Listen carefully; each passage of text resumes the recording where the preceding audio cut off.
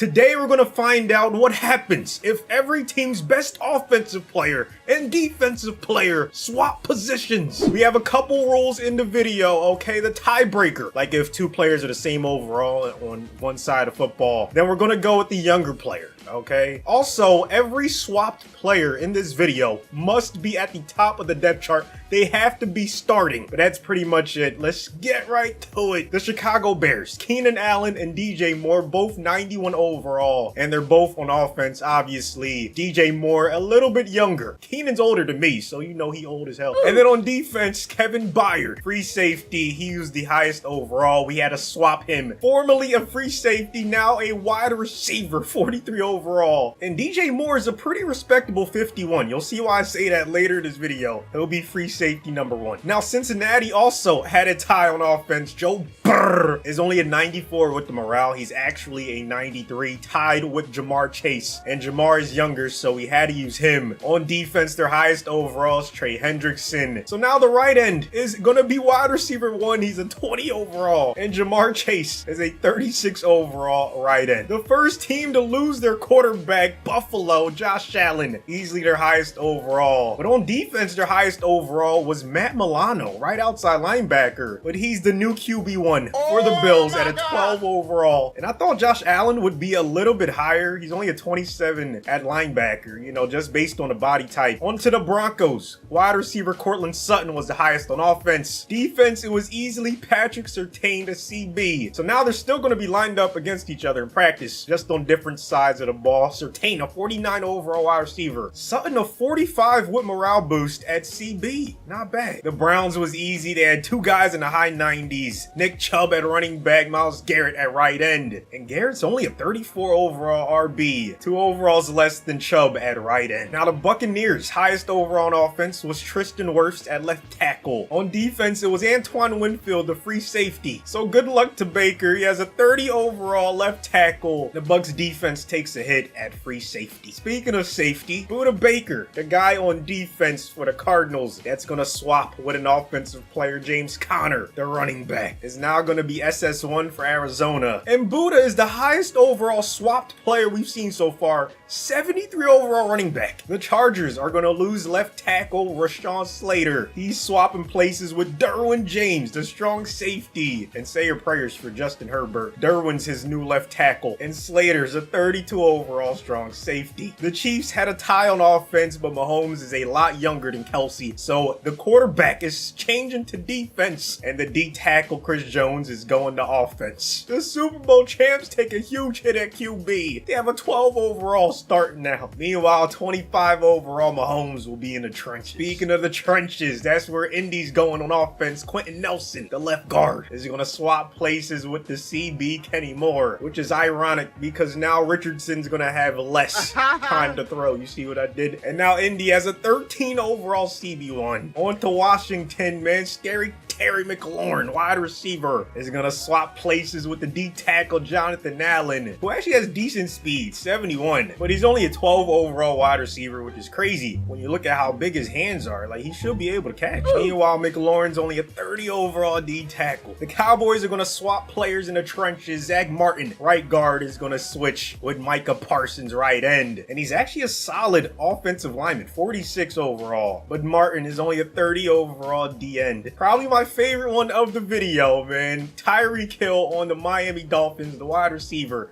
is going to swap places with Jalen Ramsey, the cornerback. And I don't know if you saw Tyreek Hill try to cover people. You know, he always slipping and sliding. Like, there was this one clip, this little kid gave him the business, okay? He was breaking ankles left and right. So it might get dark for Miami now that they have a 50 overall CB1. However, Ramsey is a 53 at wide receiver. One of the better swaps in the video. Philadelphia is going to give their right tackle Lane Johnson to the defense in return for Darius Big Play Slay, the cornerback. Easily the slimmest right tackle in the league now, 30 overall. And now they're starting a 77 speed CB1. The Falcons are giving their right guard Chris Lindstrom to the defense in return for Jesse Bates III, the free safety, another 30 overall offensive lineman, and a 34 overall player in the secondary. No more Christian McCaffrey on offense for San Fran. The running back is going to the D-line in replace of Nick Bosa, who's only a 25 overall halfback, and McCaffrey will be in the 40s in no time, but he's going to start at 39. The G-men are going to lose their left tackle Andrew Thomas and their defensive tackle Dexter Lawrence, but it could be worse. He's a 48 overall LT, but Andrew Thomas is barely in the 20s at D tackle. On the Jaguars, it was Travis Etienne, the running back, and Josh Allen, the right outside linebacker. I think anything in the 50s and above is really good for this experiment. So Josh Allen 52 at running back, solid. Etienne 29 at linebacker, not so solid. The Jets are going to lose their left tackle Tyron Smith and their cornerback Sauce Gardner. He will be protecting Aaron Rodgers' blind side, and the Jets have a 20 overall CB1. Imagine them trying to cover the Lions' best offensive player, Amon-Ra St. Brown. The wide receiver will swap places with the right end, Aiden Hutchinson. He's a 48 overall, 6'6", 265. He's built like a tight end, so he could have a good season. This is one to watch. And Amon-Ra, 35 overall DN, not terrible. What are you talking about? The Packers are going to lose Josh Jacobs, the running back, and Jair Alexander, the CB. And I think this is the highest overall we've seen. 74 for Jair at running back, and Jacobs is a 45 overall CB. The Panthers had a three-way tie on offense between Adam Thielen, Taylor Moton, and Deontay Johnson, all 83 overall. But Deontay was the youngest, so he went with the wide receiver. And on defense, it was easily Derek Brown, the right end. So he's now wide receiver 1 at a 34 overall. And Deontay's a 30 overall D lineman. We had another tie on the Patriots, Ramondre and Onwenu, but Ramondre was born a couple months after the right tackle, so he had to go with the running back. And on defense, it was easily Matthew Judon, the linebacker. He's only a 15 overall at running back, even though he's a big body, so maybe he could be like a good goal line back. Meanwhile, Ramondre's only a 28 overall at linebacker. The Raiders are going to lose their stud wide receiver Devontae to their defense. In return, they get left end Max Crosby, who once again is a low overall wide receiver, but has a big body, 6'5", 255. And Devontae's an athletic specimen, even though he's a 38. He should get at least a few sacks. The Rams are going to lose their wide receiver Cooper Kupp and their cornerback Tre'Davious White. They'll be lined up against each other. This time Tre'Davious at wide receiver and Cooper Kupp at CB. Another team that loses their quarterback, the Ravens, are saying goodbye to Lamar Jackson and saying hello to MLB Roquan Smith. The good news is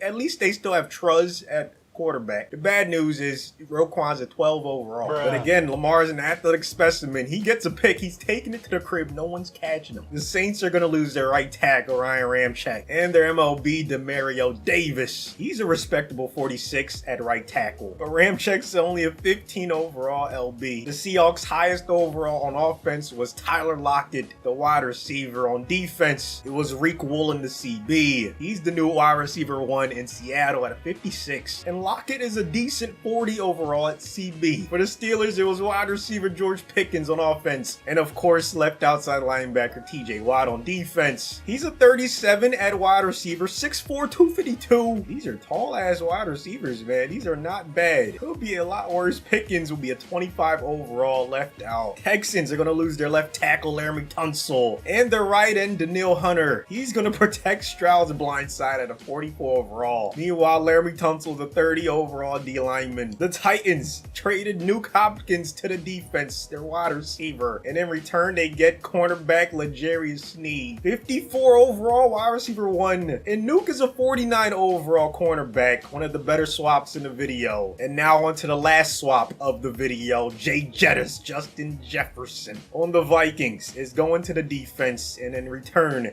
Harrison Smith, the strong safety, will now be wide receiver 1 at a 40. And I'm guessing guessing he has a card in Mutt. That's in the secondary. You guys gotta let me know if you play Mutt. But it doesn't seem too far-fetched that Jay Jettis could play DB. He's a 55 overall. We made sure that all of them are starting in the depth chart, of course. Every team looks different, so I have no idea what's going to happen. My guess is teams that didn't lose the quarterbacks have a better chance. So say goodbye to the Chiefs, say goodbye to the Ravens and the Bills off the rip. I don't know any other teams that lost their quarterback. That might be it. But let me know your predictions in the comments. Let's go division by division. Ravens go 0-17. Not surprising. Bengals go 15-2. Them and the Steelers make the playoffs. Browns go 9-8 with a Myles Garrett at halfback. Colts win their division at 8-9. Everyone else goes 7-10. The Jets win their division 15-2. Bills go 0-17. And the Dolphins still make the playoffs. They go 12-5 with Tyreek at CB. Chargers go 12-5. Same with the Broncos, but the Chiefs go 1-16. How did they win a game? They must have played either the Ravens or the Bills. That's the only explanation. Packers win their division. Vikings and Lions also make it. And Bears go 9-8. Look at the NFC North. All of them above 500. Falcons easily win their division. They go 14-3. Saints go 4-13. Cowboys 15-2. Eagles 14-3. Giants 3-14. Unfortunately. Niners win their division at 9-8. Even without CMC at running back. Byard with 70 for 848 and 7 touchdowns. It doesn't show you the drops, unfortunately. I wish it did. That's a really nice season for him. DJ Moore, 2 interceptions, 5 pass deflections, and 48 tackles at safety. Hendrickson with 81 for 898 and 11 touchdowns at wide receiver. Meanwhile, Jamar Chase, 2 tackles for a loss, 13 tackles. Not a very great season. Matt Milano, 5 touchdowns, 63 interceptions,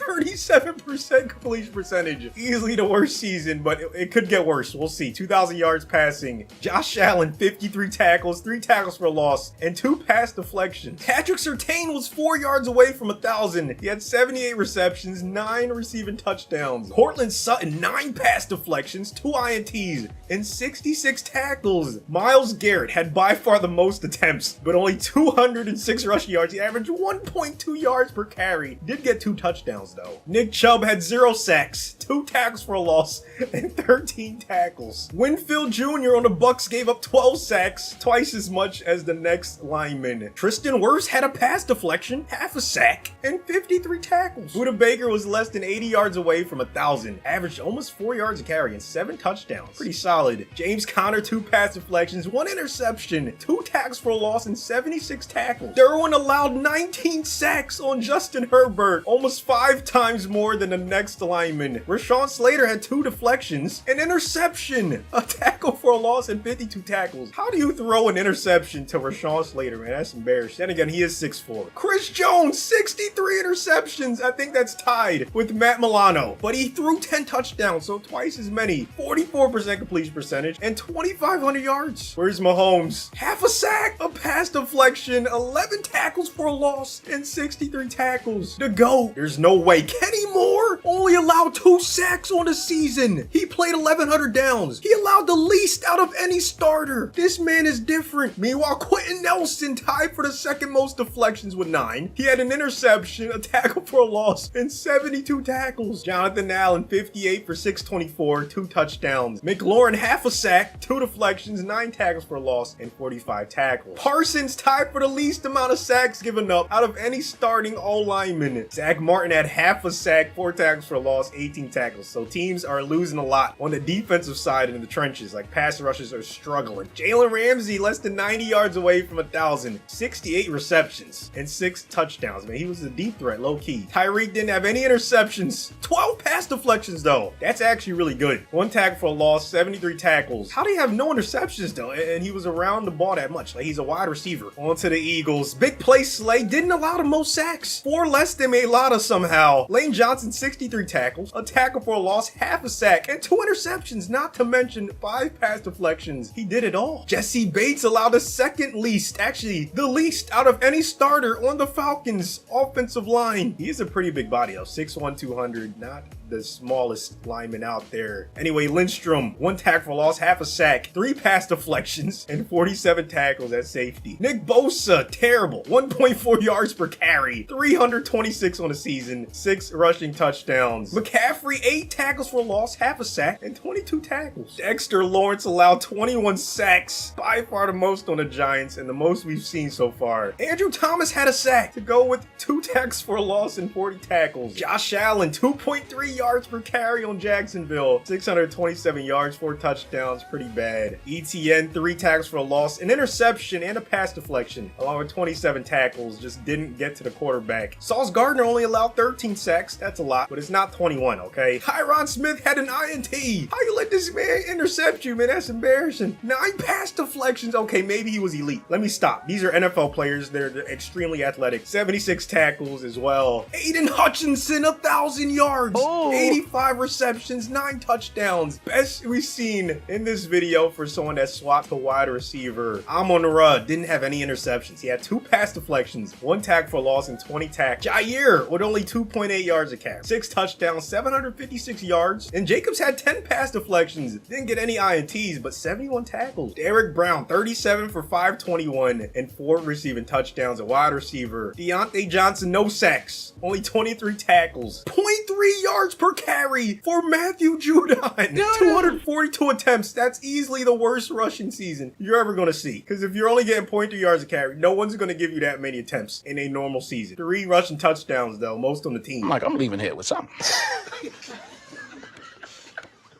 You know what I mean? I'm from around the way. I'm leaving with something. Meanwhile, Ramondre had a tackle for a loss, 2 deflections, and 45 tackles. Max Crosby almost had 900 yards receiving, 73 receptions, 9 touchdowns. Meanwhile, Devontae didn't have any sacks, but he did have 7 tackles for a loss, 48 tackles. Tre'Davious, 1,200 yards, 103 receptions, 11 touchdowns. That's a Pro Bowl caliber season for the CB, man. Cooper Kupp, 4 deflections, 62 tackles at CB. Roquan Smith, what? I think there's like all right, there might be like a limit for the amount of interceptions you could throw in a season. 63. Because that's the 3rd one we've seen with that number. 8 touchdowns for Roquan, 41% completion percentage, 2,100 yards. Lamar Jackson, most tackles. This man could play anywhere if he wanted to, man. 6 tackles for loss, 1.5 sacks, an interception, and 11 pass deflections. He might be top 10 linebackers in the league. DeMario allowed 16 sacks, most on the Saints O-line. Ramczyk had the 2nd most tackles, most solo tackles on the Saints. 3 tackles for a loss, 9 deflections. Reek Woolen with a respectable 72 for 816 and 7 receiving touchdowns. Tyler Lockett had the 3rd most pass deflections with 6. No interceptions, but 72 tackles. TJ Watt, 1,000 yards through the air, 94 receptions, 11 receiving touchdowns, another Pro Bowl caliber season. George Pickens, only 23 tackles though. 1 tackle for a loss, no sacks. So they missed out on a lot of edge rushing. He did have 3 deflections. Daniil Hunter allowed 24 sacks, most in the video. Tunsil had 2 tackles for a loss, 15 tackles, and only 1 deflection, no sacks. L'Jarius Sneed, 2nd leading receiver on the Titans, 55 for 801 and 3 touchdowns. Nuke Hopkins, 4th leading tackler with 74. He had a tackle for a loss, an INT,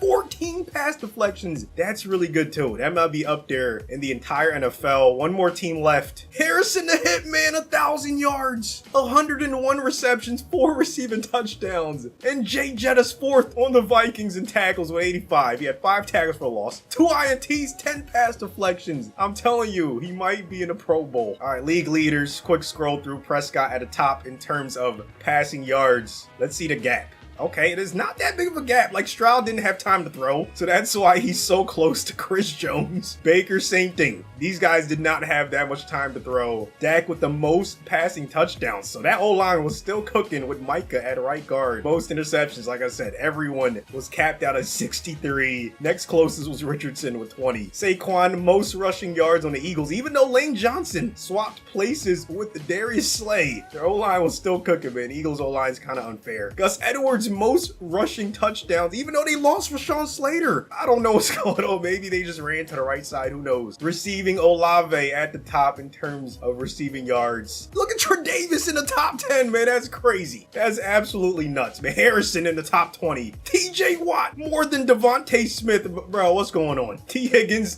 What? Tre'Davious second in the league. Harrison third. In terms of receptions, man, what is going on? TJ Watt in the top 10. Jaden Reed, CeeDee Lamb, Odell Ayuk, Burton, and Ingram tied for the most receiving touchdowns. Tre'Davious tied for second with TJ Watt. On defense, Simba had the most tackles. Sacks, DeMarcus Lawrence. Tackles for a loss. You can see defense is a little harder. I don't know. Is that what we're figuring out from this experiment? Or at least the trenches, like the D-line. It's a little hard. It's hard to get to the quarterback, man. I can't remember anyone that swapped to the D-line that had a lot of sacks. But there were some good cornerbacks, you know, guys that had a lot of deflections. Let's see. Top of the league, Oluokun, Ellis. Hopkins, top 5. There you go. You know, the proof is right there in the pudding. Tyreek, not too shabby. I think he's tied in the top 20. MVP goes to Joe Burrow. We had no guys that swapped in the top 10, unfortunately. I'm trying to see if anyone that swapped was able to get in the top 10 for any award. That's all I want to see. OPOY went to Burrow, DPOY Fuller, best QB Burrow, best running back Mixon, Higgins wins best wide receiver, TJ top 3, Hendrickson top 5, Surtain top 10. Nasty. What about linemen? There's no, if we see a swapped O lineman, I'm gonna go crazy. Okay, we don't. Rousseau wins best D lineman. Probably not gonna see anyone. Linebacker maybe. Lil Mac at the top. DB, Fuller wins that. Nope, nobody that swapped, unfortunately. NFC side, Saquon wins it. Tre'Davious in the top 10. What a season from him. Devin White wins DPOI. Best QB, Prescott. Best running back, Barkley. Wide receiver goes to Mr. Lamb. Tre'Davious top 5. Aiden Hutchinson top 10, man. Offensive line. Come on, man. Give me someone that swapped. Oh, that would have been crazy. D-line, DeMarcus Lawrence. Linebacker, Tryon Shoyinka. DB, Trevon Diggs. So now we got to crown a winner for this crazy experiment, man. The Jets and Cowboys with the 1 seed in the first round bye. But only one of them gets to the Final Four. The Jets are going to play the Broncos. The Packers are going to play the Eagles. And here's how they got there. The Steelers beat the Bengals. Falcons beat the Lions. Chargers beat the Dolphins. Packers beat the Vikings. Broncos beat the Colts. And Philly beat San Fran. And then they beat the Cowboys. The Jets take care of the Steelers. Broncos beat the Chargers. And the Packers beat ATL. Gonna watch one drive from these teams that swapped. Now the Packers, quick reminder, Jacobs and Jair swapped. So they have a new running back, but their passing game's doing just fine. Jordan Love with a 40-yard dot to Wicks on his first pass. There's Jair lined up at RBI form. Packers already in field goal range, but Jordan's gonna go down. He's gonna fumble.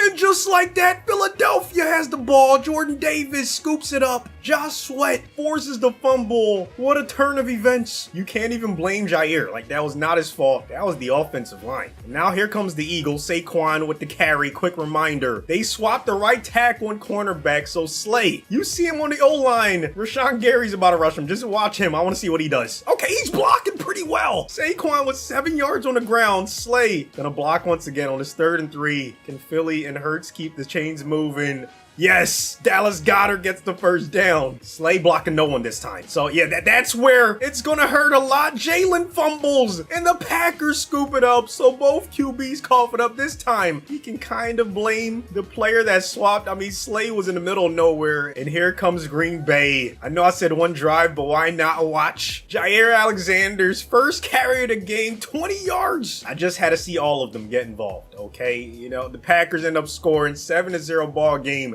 Heading into halftime, it looks like low scoring game in this one. Okay, Philly finally ties it up in the 3rd. We're in the 4th quarter now. The Packers take the lead. Philly takes it back. 3rd and goal. Jair's back in the game. It'll be crazy if he gets the game-winning rush out. They're going to pass it. Love somehow completes that to Romeo Dubs. Green Bay takes the lead. Slay on an island, and it could be another sack. Oh, Hurts gets rid of it somehow. Smitty gets them inside the 35, and they're going to use their last timeout. Elliott has been good from 60 plus before. This should be a walk in the park, and we're headed to overtime. Eagles get ball first in OT. Now this is in the playoffs, so both teams will possess it. Philly punts it off, so now the Packers just need a field goal and they win. And it says AJ Dillon ran for a 1-yard 2-point score, which is, the game is broken, but the Packers win. I don't know how that happens. That's not a thing. You would get 6 points if it's a touchdown, right? Like, what? I'm so confused. But Jair, 3.1 yards a carry. Slay allowed 6 6 sacks on a game. That was the difference. They just could not block Rashawn Gary. Lane Johnson, 3 tackles and a pass deflection. And Josh Jacobs, 3 tackles. His team's moving on to the Super Bowl. And now we have the Broncos versus the Jets. Bo Nix, 1 game away from the Super Bowl. Reminder of who they swapped. It was Cortland Sutton, their wide receiver, and Patrick Surtain, the CB. You can see Surtain at the top. I'm not sure if he was the target on first down. Either way, it was incomplete. Javonte, gonna have to have a big game. Good start right there, 8 yards. Surtain at the top of the screen. Let's see if Bo Nix decides to go to him. No, he goes to his tight end, Dulcich, who holds on. If the rookie goes to the Super Bowl, I think that'll be the first time in NFL history, or maybe it's happened before, but I know no rookie has ever won. Look at Surtain, his first catch, holding on in traffic. Now the Jets, they traded their left tackle and cornerback Sauce and Tyron Smith. I think that's Tyron who just got stiff armed, if I'm not mistaken. Let me see. Yeah, 73.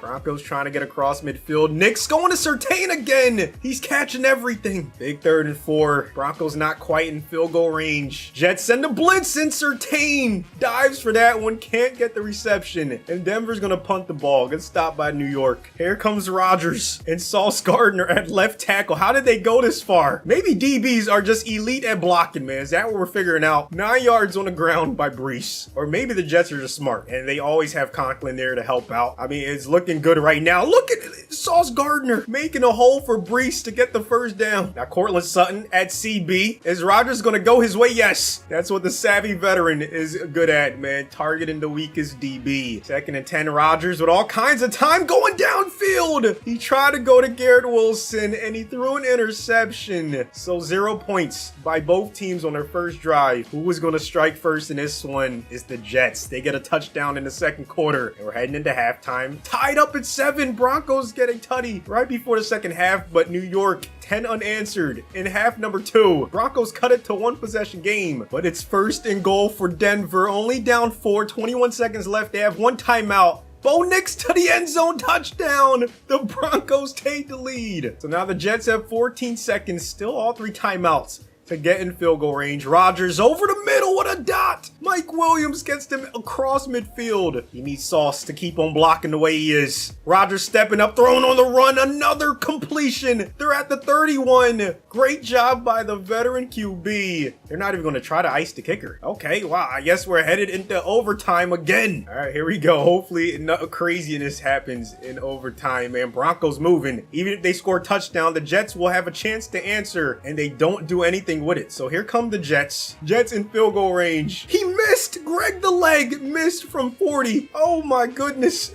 No one wants to win this game. Neither team wants to get to the Super Bowl. I spoke too soon. The Jets kicked the game-winning field goal. Bo Nix 2 touchdowns. Javonte 109 yards. Surtain 9 for 115. He did all he could. Sauce only allowed 1 sack. Big reason why his team won. Sutton 9 tackles, a tackle for a loss, and a pass deflection. Tyron Smith 7 tackles, and his team's headed to the Super Bowl. So now the Packers versus the Jets in this one, man, is hot. I'm sweating. We're gonna sim to the end if his clothes will hop in, okay? Packers and Jets both scoring early, 14-10, late in the 2nd quarter. Packers up multiple possessions heading into half number 2, but the Jets are not gonna waste. We're gonna have to hop in. We're headed to another overtime, 3 in a row. See, my battery's running out, man. We gotta end this. We gotta end this now, man. Hurry up. Who's gonna win and be the winners in OT? Oh, the Packers score a touchdown. The Jets do too. But Green Bay scores a field goal to win the Super Bowl. They're the team that ends up on top. Josh Jacobs at cornerback, Jair at running back was the winning formula for a team to hoist the Lombardi. The Packers got there. Sauce at left tackle. They lost in overtime in the Super Bowl. Nothing to be ashamed about, man. How did your team do? How did your prediction do? Let me know. Thanks for watching to the end. If you have any ideas like this, fun ideas we could do, let me know as well. Subscribe if you're new,